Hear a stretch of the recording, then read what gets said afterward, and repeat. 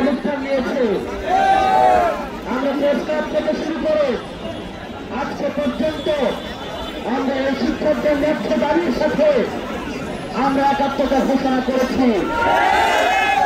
আমি সহ আমাদের শিক্ষক দলের শান্ত ভাই এবং জাতীয় নাগরিক পার্টির সব নেতৃবৃন্দ আপনাদের সাথে একাত্মতা ঘোষণা করেছে। 12,500 টাকা দিয়ে একটা পরিবার কেন একেবারে বাংলাদেশে ব্যাচেলার হিসেবে থাকা যায় না।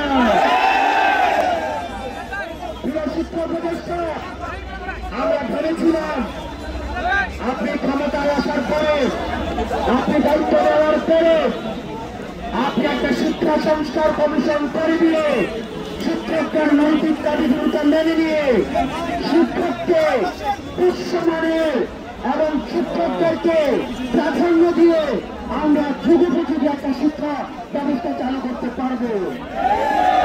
কিন্তু অত্যন্ত পরিতাপের বিষয় আমরা দেখেছি শিক্ষকদের যে দাবি, শিক্ষকদের যে পেশা, সেটিকে রাষ্ট্রের প্রায়োরিটি লিস্টের সবসময় শেষের দিকে রাখা হয়।